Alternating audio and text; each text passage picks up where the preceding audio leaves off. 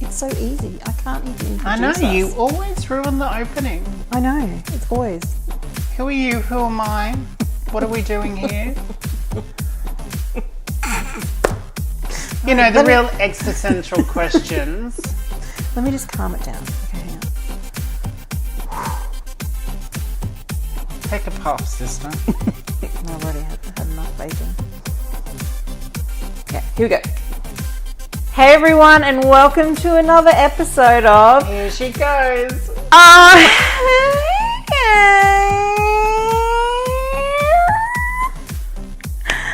Bravo. Thank you. I love it. I'm your host, Sally, and I have my wonderful friend Sarah here again, chatting to me about the big issues, the cutting edge voice of reason. That didn't make any sense. Well, that's me. So what are you? Your honey-voiced radio host. Honey-voiced. Today we're talking about politics, so it's a really serious issue. It's going to be a serious episode. We're not going to be laughing about anything. It's just going to be... Okay. Yeah, it's just going to be all serious stuff. So actually, Sarah, while you were lying in bed all day yesterday, I managed to snag an interview with Sally Rugg, who is a prominent lesbian in the community. She, I believe, is the face of marriage equality, the whole campaign. She was out there yelling and screaming at people. She wasn't yelling and screaming. Bad characterization. She doesn't yell and scream at people. No, she's actually really smart, and she can talk to people and actually make a point, unlike me. So I interviewed her yesterday. You make a point, just no one wants to hear it. Yeah, pretty much. Well, that's true. Yeah, you're right. You've really got me. You're always right. You've got me really pegged. Say it. I'm not saying anything. So I managed to snag an interview with her, and she was great. It's pretty much one of my first interviews with people, and so just listen along. Just forgive me. When you're listening. The thing I did and do want to point out, I found out she's not a fan of Drag Race. Of course I wanted to end the interview immediately. Of course I didn't. No, she's not a fan of Drag Race, but that's all right. We found other stuff to talk about.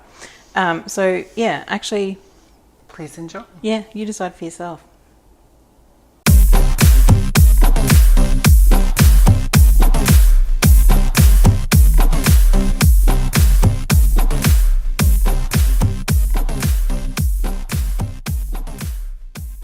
I'm absolutely honoured that you're letting me talk to you today. So I just kind of wanted to know, how did you become the face of the whole marriage equality movement in Australia? I mean, I don't know if I would say I was the face of the whole marriage equality movement in Australia. So I don't know. You tell me. You're everywhere. You're everywhere. So. I mean, I was fortunate enough. I just have a really great job, to be honest. I was fortunate enough to get the job at Get Up, which allowed me to, if you're not familiar with Get Up as an organisation, we're member powered. So we have hundreds of thousands of ordinary people who donate for campaigning work essentially, and they volunteer and they do all sorts of stuff.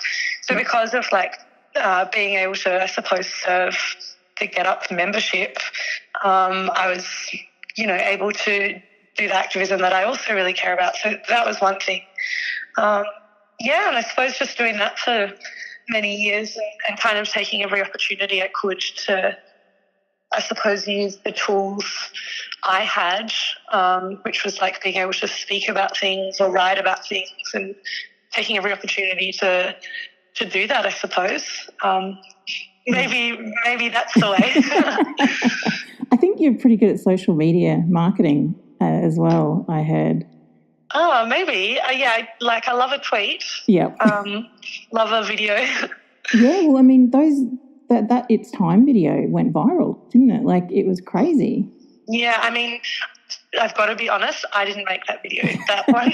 Full disclosure. that one came out in 2011, and I didn't start at Get Up till right at the beginning of 2013. Okay, yeah. But I mean, I will take credit for it. Yeah, absolutely. So well done on that. Thanks so much. So now that we have marriage equality, are we just all sitting back now and relaxing because we've done everything we should? Oh, like absolutely not. I mean, in terms of, it's a funny question because like the campaigning for LGBTI rights and justice is like multi-pronged and has been running for decades, generations. And marriage equality was a huge part of the sort of,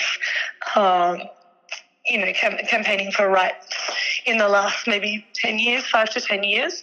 But while that was happening, like, sure, it got a lot of mainstream media attention, but like other extraordinary campaigns for trans rights and for, justice for intersex people and all sorts of other sort of like progress in policy and in law and in social standing and all this sort of stuff has kind of happened concurrently. Yeah. So it's not as if the work is this one-track linear thing where it's like, great, we've got marriage equality, now the next step. Like the work is already being done and there's already like incredible leaders across the movement. And so a lot of people who, including myself, who were working on the marriage equality campaign have just kind of continued to plug in behind some of that work. There's also a few technicalities with marriage equality that means it's not yet entirely legal. Like it's not like we don't have entirely equal marriage rights just yet. Okay. And that's because there's this little piece in the law. Before we had marriage equality, there was this piece in the law that affected transgender people who were married. And so if a trans person wanted to affirm their gender on their birth certificate or their documents or anything like that, they would have to get divorced because it was illegal for, same-sex people to be married. Yeah. So with the federal law passing, that's been fixed, but it's a weird complication means that now the states have to enact it. And some of the states are kind of dragging their heels. They've got 12 months to do it.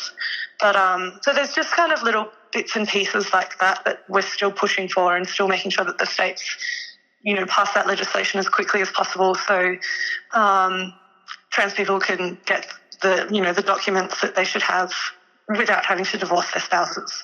Yeah, absolutely. It's crazy, isn't it? Like it's crazy for me to think that we're still fighting for this kind of stuff.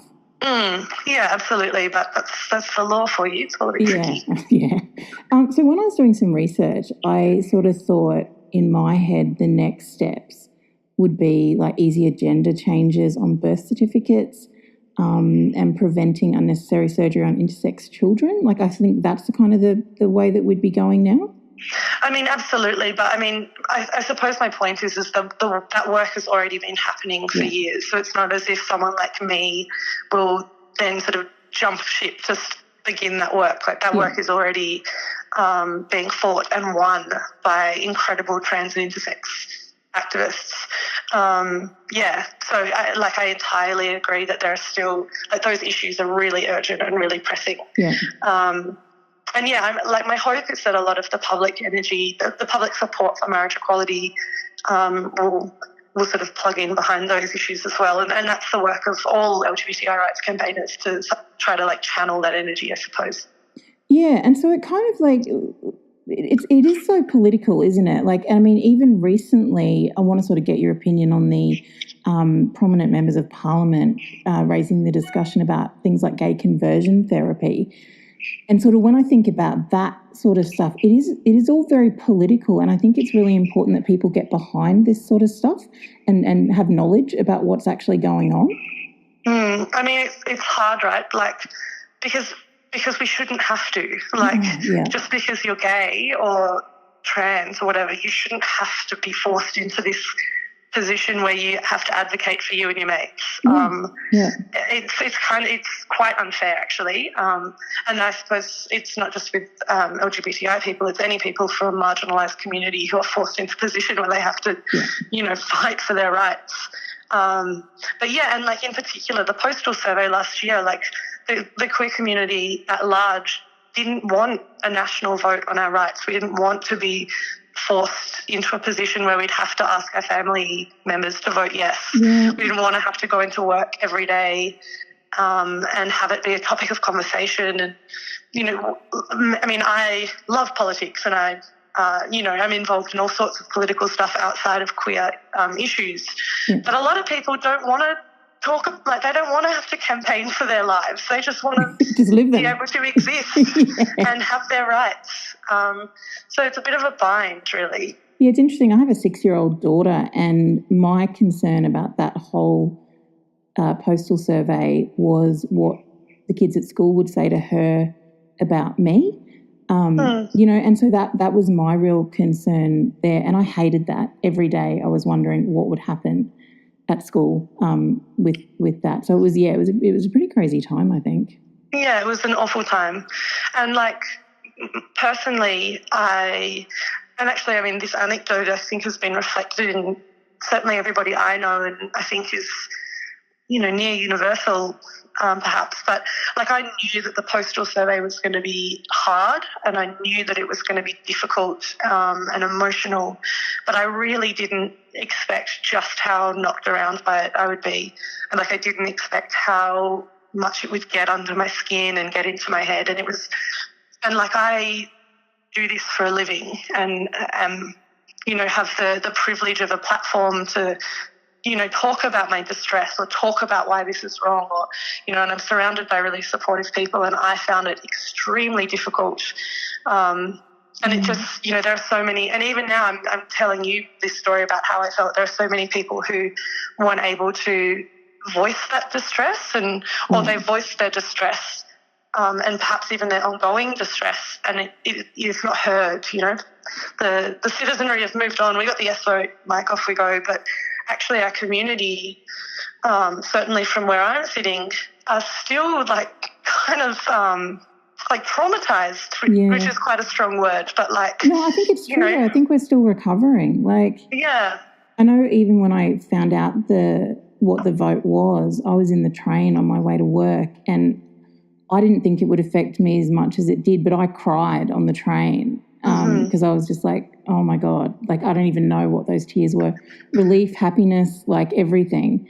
And I know at work, I work with a couple of other LGBT people, and we all just hugged. Like it was just, and it wasn't a big celebratory moment. Like it was, but we just kind of hugged it out like, okay, cool. Like it was incredibly bittersweet. Yeah. I mean, for me, when the law changed in Parliament, that was like the best moment of my whole life, and I'm not being hyperbolic. Like it was incredible.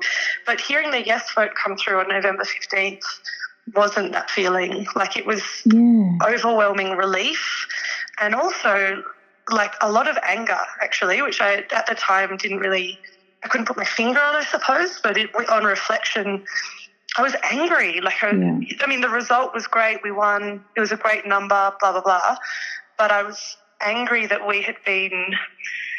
the community, but also the nation, had been forced into this really artificial and constructed drama, I suppose. Like, are we going to win? Won't we win? Like, oh, thank God we have won. Like, yay, we should all be celebrating and be grateful. But I didn't feel grateful. I felt angry. Yeah, I know what you mean. And even now I find it difficult to even talk about it still, because I'm like, this is ridiculous rubbish. Like, and I still feel that. I know a friend of mine on Facebook had said she's straight, and she said during the campaign, you know, like was sort of going on about it, like how bad it was and all that. And I ended up writing and I said, you know, it is awful and it is terrible, but at the moment we have two choices. Like you either do it or you don't. Yeah, exactly. Yeah, you're forced to be political even if you don't want to. Absolutely. And it's just, you know, and I think in the end it was just, I just have to do it. Like I'm so angry about having to actually post this off. But you know, it'll go down in history, I guess, as something pretty crazy. But yeah, so what do you think about all this gay conversion therapy stuff that's going on at the moment? Well, I mean, so gay conversion therapy, it's described by the United Nations as torture. It's literally, not only does it not work, it's total quackery, but it's the motivation behind the quackery is really dangerous, because what it's saying is that gay people can and should be fixed, so they can be counselled or therapified. I don't know what the word is. They can and should be fixed. So there's that. But also people who have gone through conversion therapy are left like completely traumatized. Like it's really bad for people. Like it's not just an abstract conceptual concern. It's actually really dangerous, particularly for young people, because you can't change your sexuality. Like you can't, and you shouldn't have to.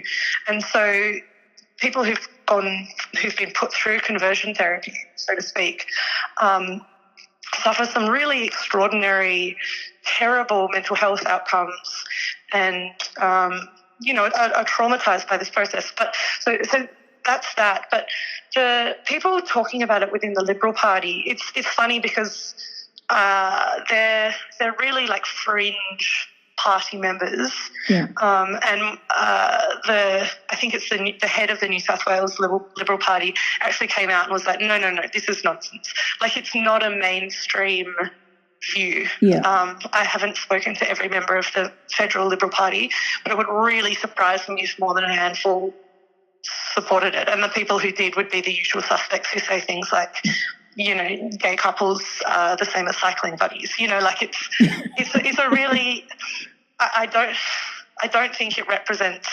mainstream large L liberal views. And I think like the reason it's popping up in the media is because of these sort of fringe people expressing fringe views, and it's getting a run, I think, because people are still interested in discussions around LGBTI rights, because we've just had this big postal survey. Normally comments like this would just be, I think, shrugged off. Okay. And sorry, it's the Victorian Liberals, not the New South Wales Liberals. But it's really horrible. And so I've just started as the executive director of change.org. We've got a huge petition running at the moment. There's a guy called Chris who is running a proactive campaign, because politicians and party members are talking about conversion therapy. He wants the federal government to explicitly outlaw it, so make it completely illegal. So that petition is pretty big on change.org. I think it's change.org/conversion therapy, I think. Okay, yeah, I'll put a link to it on the website. I think I got the email the other day, actually. So yeah, great. Yeah, that's good. So basically, that was all the kind of political stuff that I wanted to go into with. But I just kind of wanted to ask you some other questions. Is that all right? Yeah, of course. Yeah, so I just wanted to, first of all, do you watch RuPaul's Drag Race? I don't. I don't know what's wrong with me, because I can't get into it. I watch it and I'm like, this is fine, but I don't know, I can't get there. But all my friends love it, and I appreciate that it's great, but when I watch it, I don't know, there's something missing for me. Can't get there. Yeah, so okay. Well, that's all right then. That's all right. So are you going to take away my gay card? Well, I don't know. I'm going to put it to the committee. Because I don't know if I should just stop the interview now, because I don't think I have anything else. No, I'm just kidding. No. So I was going to wonder, because we did an episode a couple of weeks back on gays on film, and I was going to see what your favourite gay movie was, your favourite gay character. Yeah, I mean, so my favourite gay character, I think, would have to be Li Shang from Mulan. He's the soldier who falls in love with Mulan when Mulan is dressed up as a boy soldier and goes to war. Mulan is just objectively the best movie, so that just for starters. But I just love Li Shang. He's so he's got all these expectations from his father. He's got to be running the best military unit in China, but he's not very good, and he has this hodgepodge of useless soldiers. And then there's this beautiful young soldier who he it's a child's Disney movie, but you can read between the lines. And he falls in love with this soldier, and he's so confused about it. And then he still loves Mulan when she comes out as a woman. He's just this beautiful bisexual guy struggling with masculinity. Yeah, he's my favourite. Yeah, that's an incredible answer. I did not expect you to say Milan. So, yeah, kudos to you. That's great. But yeah, so do you have like a favourite, like, I guess, lesbian movie, like favourite lesbian kiss or anything like that? Milan? No, wait. See, I always go for Carol. That movie just like blew my mind. I liked Carol. I don't actually watch a lot of movies, but I have seen Carol and I like that. I really like the film The Hours, which is quite, you know, it's not new anymore. Yeah, so I suppose that's a lesbian movie. I really liked that film. Yeah, okay. Yeah, that is a good lesbian film. But yeah, I think that's all. Now that you don't like Drag Race, I don't think we've got anything to talk about. I'm absolutely kidding. Absolutely kidding. I think that's it, and I don't want to keep you too long, but thank you so much for chatting to me. My absolute pleasure. Thanks for having me. Yeah, no worries.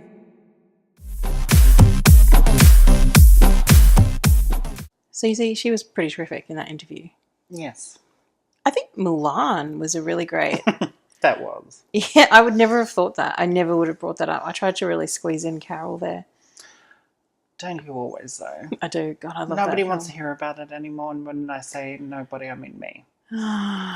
God, if anyone actually wants to see my Carol collage, just go to the website, look at Gays on Carol Film. shrine. Like your little Buddhist I've got thing. photos of my spare room. No, I don't. I just put together a little... No, I don't, really. Stay out of that room! Don't go in there! No, I just put together a little collage on the Gays on Film page, just for people's enjoyment and all my enjoyment. So, yeah, that page has had a lot of hits, so mainly from inside the house. So... No, there's some great photos there if you want to see them. Anyway, great interview. I think she brings up the valid point for me, and what I really took from that is that we're forced to be political.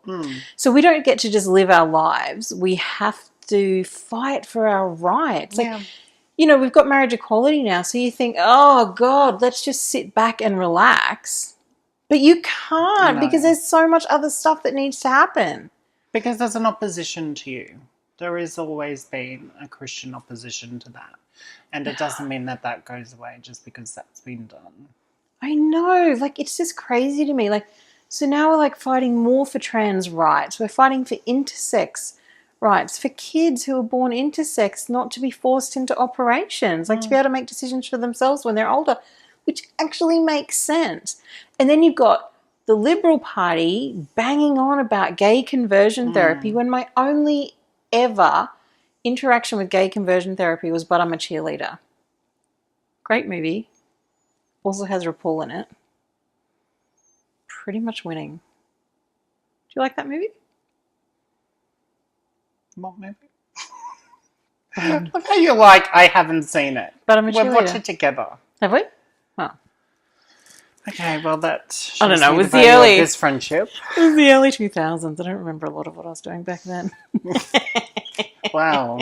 Judging from your coming out story, that was the alcohol. Shut up. You're probably right, though. That was the only interaction I've ever had with that. And then I'm reading in the news about these poor people who are being shown videos of, like, gay sex and then being electroshocked after it, like, to try and make them not be gay. Are people insane? Like, is this just me? Like, people are insane if they think that that can work. And like she said, it's total quackery. Like, absolutely. I agree. So, okay, so even just male acts of homosexuality, we hadn't cleared all that up until 2004. Yeah. It's unbelievable. 1972, a gay academic, was thrown into the friggin' Torrens River by the police. This is crazy. It's all this stuff. Marriage equality, the most recent thing that we've had to deal with. Yeah. Horrendous. It's just one thing after the other.